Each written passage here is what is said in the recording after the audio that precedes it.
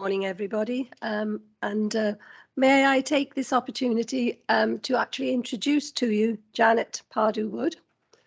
And if I may, could I just ask all of you just to give a quick introduction so that Janet sees your faces and knows the names. Thank you. Janet. So hello, good morning everybody. I'm Janet Powderwood. This is my first Standards Committee meeting and I'm delighted to be here. Morning everyone, I'm Tracy Meredith. I'm the Monitoring Officer for Swansea Council. Bore da, I'm Hugh Evans. I'm the Head of Democratic Services, Swansea Council. Thank you very much. Morning everybody, and I'm Jill Burgess, and the Chair of the Standards Swansea Council. Thank you.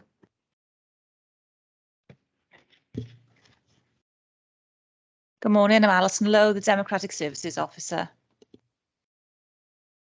Good morning, I'm Councillor Mike Lewis. I'm the council member on this committee.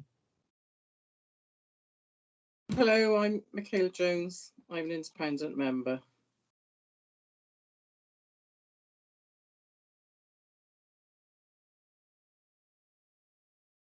Thank you, everybody. It's just to put everybody at their ease. If I may, then please can I have apologies for today?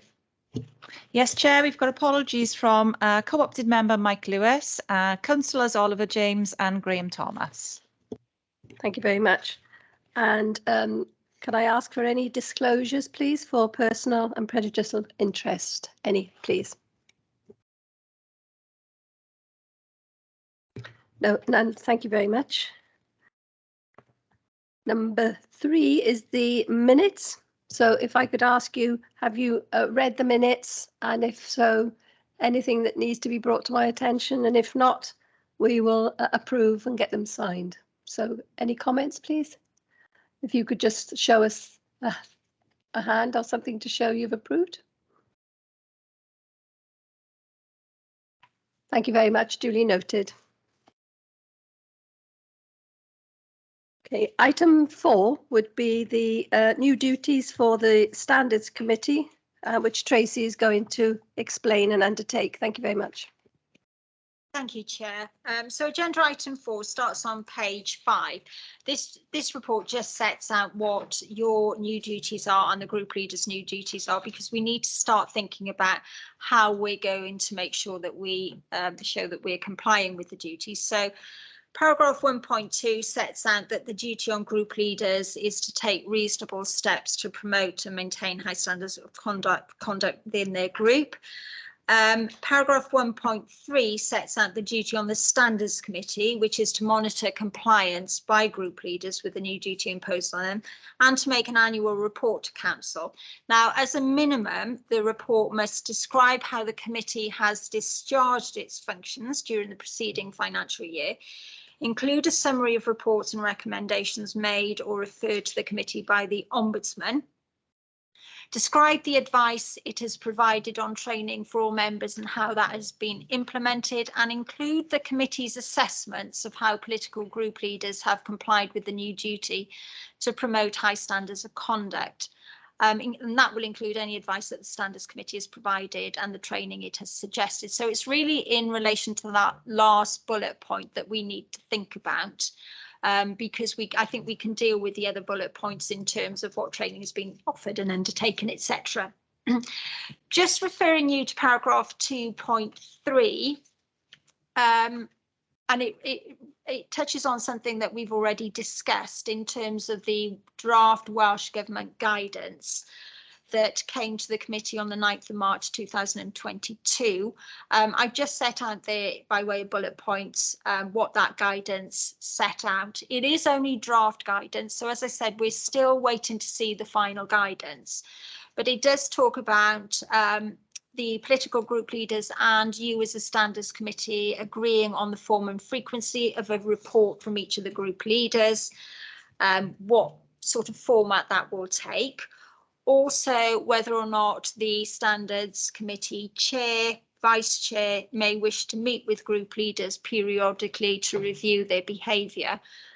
and the minimum that should be included in any annual report, including the committee's assessment of how political group leaders have complied with the new duty. As I said, that's in the draft guidance. We're still awaiting final guidance to see whether that's still in there, but I suspect it will be. I'm not really anticipating much of a change from the draft guidance to the final guidance. And then at paragraph 2.5, I've met with the chair and the vice chair a few weeks ago, and we did have a discussion around this, and we came up with these 3 things that we thought might be beneficial, so that the committee meets formally with the group leaders on an annual basis. We already do that, and we've done it last year, and it's included within the annual report. So the recommendation is that we continue doing that, and that will give the committee an opportunity to ask them as to how they are complying with their new duty. And then secondly, that the chair and vice chair meet with the group leaders on an informal basis so that they're able to monitor their compliance with the duty and feed back to the standards committee. And that is something that I know a lot of local authorities are considering. So rather than keep bringing it back to the standards committee, because we have got quite a hefty work plan going forward, it might be something that the chair and the vice chair can pick up on an informal basis. And then thirdly, we discussed whether or not we could draft some sort of template report which could be sent to group leaders. They can then complete it in terms of what they think they've done to comply with the duty, and then that can be almost like your evidence pack that you can consider as the standards committee in addition to meeting formally with the group leaders. So those were the 3 things that we came up with following our informal discussion a few weeks ago. But I'm happy to open it up to the committee as to whether or not you can think of any other suggestions. It may be a rolling discussion that we have from committee to committee when we think of something else that might be quite useful. And as I say, when the draft guidance is finally published, I will be bringing that back to the committee, because there may be something additional in there that Welsh Government is asking the Standards Committee to look at. So happy to refer it back to you, Chair, to discuss and in particular consider whether you're happy with the action plan which is set out in paragraph 2.5, or whether you've got any other suggestions as to how you can discharge both your duty and monitor the group leader's duty. Can I just ask members, on reflection as to what's highlighted in 2.5, at this point, do you need time to consider, or have you considered that that is what we would wish to move forward with, Tracy? Or do you have any issues with what has been brought up in 2.5, please? Anybody? No? Of course. Can I ask a question? Yes, of course. When I read this, I just wondered, you're talking about a template report. I wondered if there's a specific block of training as a base, that baseline that all of them should be doing anyway. And could we be providing that as whether it's equality and diversity or whatever it might be, to meeting with the principals? Yes, if you would be kind enough to. We have actually embarked on quite a hefty induction process for all our councillors. So following the election in May, all of our councillors have been subjected to various training. No doubt that will be picked up with the group leaders as to how many of their group have attended all the training. Some of the training is mandatory, so we will have to reflect on that, and that will probably be something in the template that we put in the template if you encourage your group to attend training. In terms of the group leaders, the guidance also does stipulate that the group leaders themselves should have training on their new duty within 6 months. So our group leaders are aware of their duty because we raised it when we spoke to them in previous committee meetings. So we've already discussed their new group, duty with them. What I was proposing to do is to have a training session with the group leaders when the final guidance is published. So I've got 6 months to do it. I know some monitoring officers are already undertaking it, but I thought if this new guidance is going to come out end of July, August, it may be worthwhile waiting just to see what the guidance is. But I will certainly be giving the training as soon as I can to those group leaders so that they're aware of the training as well. But I think you're right. I think the training does need to be picked up. Maybe in the template they can set out what training their group have undertaken, etc., and what additional training they ask them to do. Thanks for the explanation. I appreciate that. And excuse my ignorance as well. Not at all, not at all, no. Anybody else got anything that they wish to raise, please? If not, we'll take it then that the item, Tracy, new duties is, oh, sorry, I beg your pardon. No, sorry, Chair. There is a recommendation on page 5, and that recommendation is to agree the action plan as set out in paragraph 2.5. Yes. So if we could have a show of hands if you're happy with that recommendation, but I do stress that it may not be the final action plan. It may well be added to, and other things may well come out of that. Yes, of may well be added to that. I apologise. I did ask for a show, and I presumed that was being noted. So sorry. So could we just ask for a show of hands that be taken forward as Tracy would wish? Thank you. That's unanimous. Thank you so much. Thank you. Okay. Item 5. We're going back again then. I'm sorry to Tracy for the annual report, please. Thank you, Chair. I don't I don't propose to go through this in any detail. I would like to thank Alison Lowe for putting this report together for me. Just to point out the role of the Standards Committee, which is on page 15, is the old terms of reference, because that was the terms of reference that we complied with during this financial year. And then on page 16, 17 and 18, we set out the committee's work during the period 21 to 22. There is quite a lot in there, but you'll see that I've picked out that we refer to the annual meeting with the political group leaders. We also have included in the committee meeting where we included the Richard Penn review of the ethical standards framework, which no doubt we will probably be picking up again during the course of the next year. And we've also, I've also picked up the draft statutory guidance on the new duties under the Local Government Elections Wales Act. And then we've got the usual things that the Standards Committee consider in terms of complaints, for information reports from the Ombudsman's Code of Conduct casebook, and there's also reference on page 19 to the virtual Standards Committee conference that was held on the 9th of February 2022. So I don't think there's anything that I wish to add. Again, I'd like to express my thanks to Alison for pulling all of this together.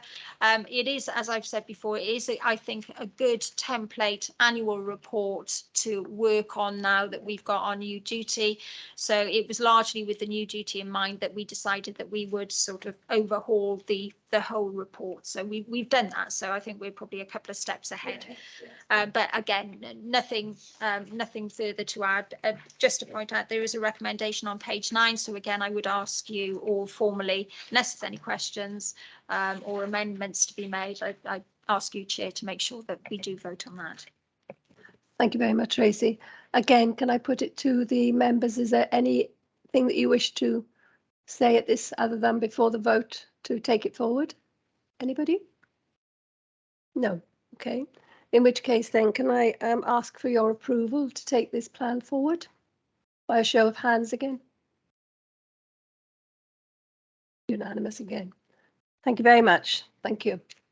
So, Chair, just to add, this report will actually go on to Council on the 7th of July, where the Chair will present the report to Council. Yes, my apologies. Yes, I should have said it's going forward on that date. Thank you very much. Okay. So we're looking at item 6, which is the Code of Conduct complaints made to the Public Services Ombudsman. Again, I'm sorry, Tracy, it's back to you.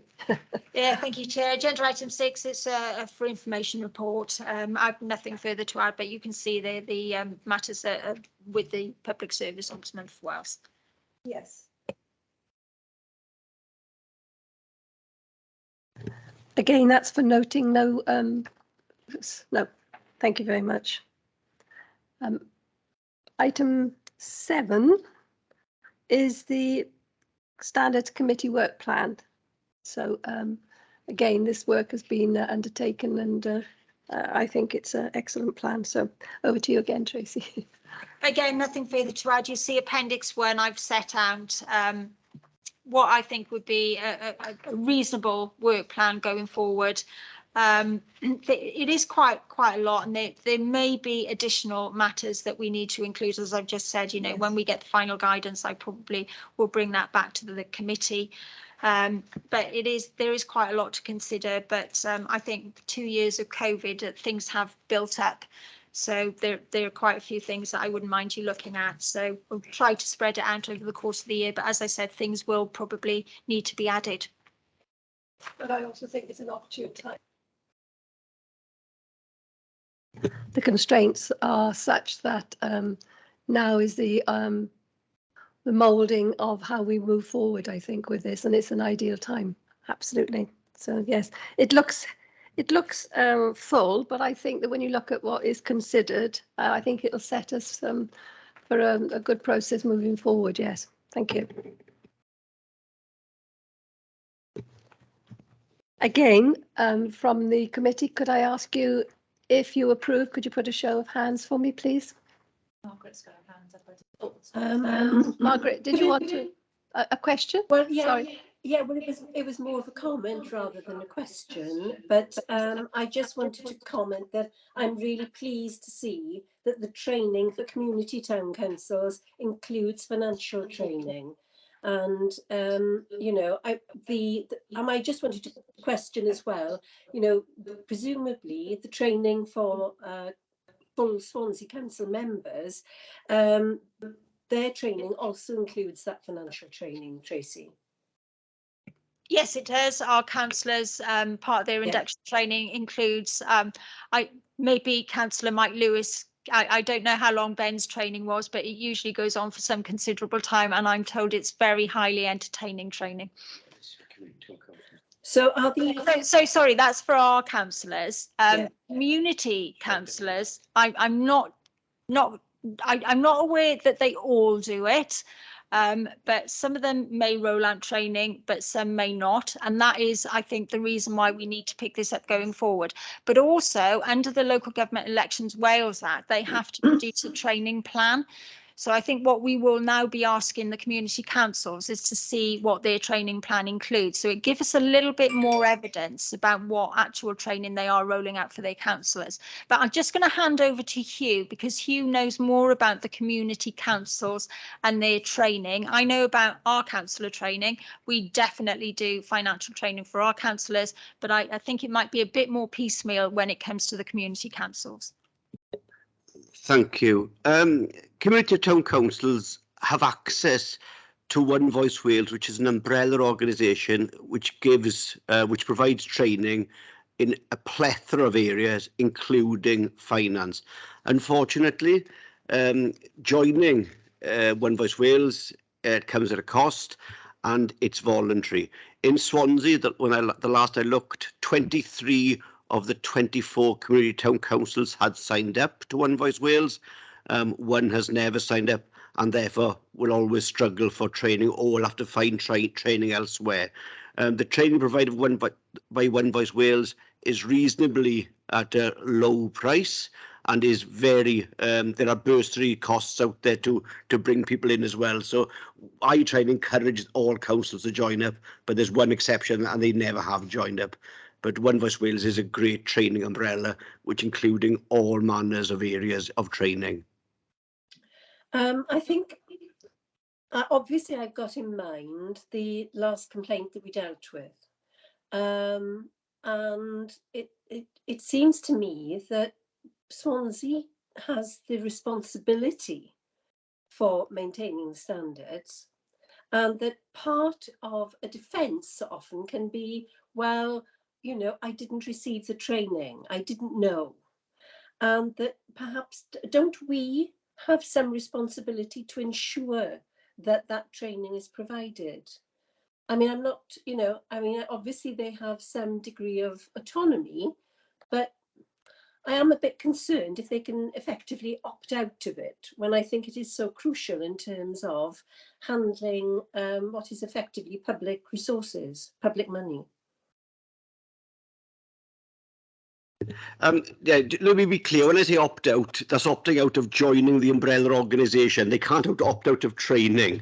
Let's be quite clear on that. Also, in the Local Government and Elections Act 2022, all community town councils had to put a training plan together within 6 months of the election in May.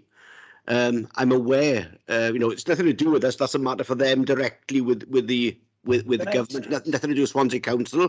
The only duty Swansea Council has over community town councils is in the matter of code of conduct, and that sits with the monitoring officer, Tracy Meredith, with us. I'm a clerk to a community council, so I can answer many of these questions. The other element that you've got is Audit Wales have put together a very rigid scheme of auditing councils, and it's a full audit on a 3-year basis, which started last year. So that in turn will help guarantee or help look after the financial responsibilities they have. And finally, Welsh Government are driving or encouraging certainly all clerks to community councils to undertake the SILCA qualification, which is the Certificate in Local Council Administration, and that will ensure, or will aim to ensure then, that there's adequate leadership of the community town councils so they have the information they need to make the decisions they need to make. So that's something we're moving towards. Well, all these things are coming together. People can see there are problems, and that between the government, Audit Wales, and legislation, there's a lot of stuff being done to ensure there's to stop these type of things happening that we saw only a couple of months back. Yes, it's just I'd like to feel confident that, looking to the future, that we're not going to have another case where somebody's able to say, well, I just didn't know because I wasn't offered, the right training. I wasn't actually aware. So, if what you say is happening, then I'm sure perhaps we can feel a bit more confident for the future. So, but I'm not 100% convinced too. Sorry, Tracy, you wanted to answer that. Yeah, I think that's the benefit of putting it in on our work plan. I think what we need to do is we need to go out to the community councils. We need to say, can we see your training plan, please? Can we see which of your councillors has undertaken what training? If we're not then satisfied for all the reasons you've just alluded to, if we're not satisfied, then as a standards committee, we will be writing to them saying, we're not satisfied that you have made available the appropriate training to your councillors, and we are expecting you to do X, Y, and Z. And that will also fulfil your part of your new obligations under the code. So when it comes to your annual report, you can include that in your annual report. But we've got to get that evidence first. And I think that's why we've held it back a little bit, because they now have this legal obligation to prepare their training plans. So we need to see what training plans they've got. We will expect each community council to provide us with their training plans, and then we will be scrutinising those training plans and probably following up with questions around, well, can you confirm which of your members, which of your councillors have actually undertaken the training? So it's all very well to have the training plan, but you've got to follow it up with, well, have they actually had the training? And I think once we've got all that evidence, we can then start looking at whether or not we're happy with the training that is being provided to community councillors, and whether it does provide enough financial training for those community councillors that need to have the financial training. Thanks, that's reassuring. Thank you. Yeah, I do agree with you, Margaret, insofar as, it's the first time that I've seen, and obviously I've been associated for 9 years with the council, the mandatory training for councillors, and therefore the difference that the community councillors, it's almost, as you rightly said, they weren't in any way controlled or monitored as to what their delivery was for their staff members. Yes, so thank you, Margaret. Thank you.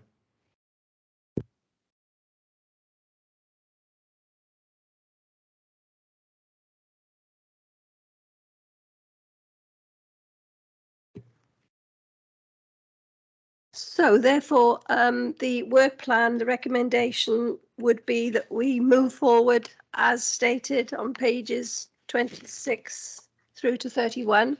Again, with your approval, can I just have a show of hands that be taken forward? Unanimous again. Thank you very much. Thank you. Now we're going to call on Tracy to exclude the public, please.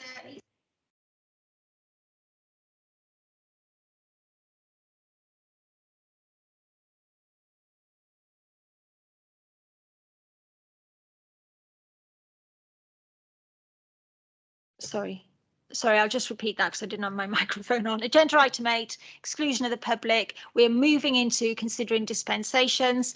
The dispensation forms contain some limited personal information, but on the basis that they contain that information, I'm asking you to agree to exclude the public. So can I have a show of hands, please, if you're all happy to exclude the public? That's unanimous. Thank you. We'll now stop the recording. Can you stop the recording? Just check the live.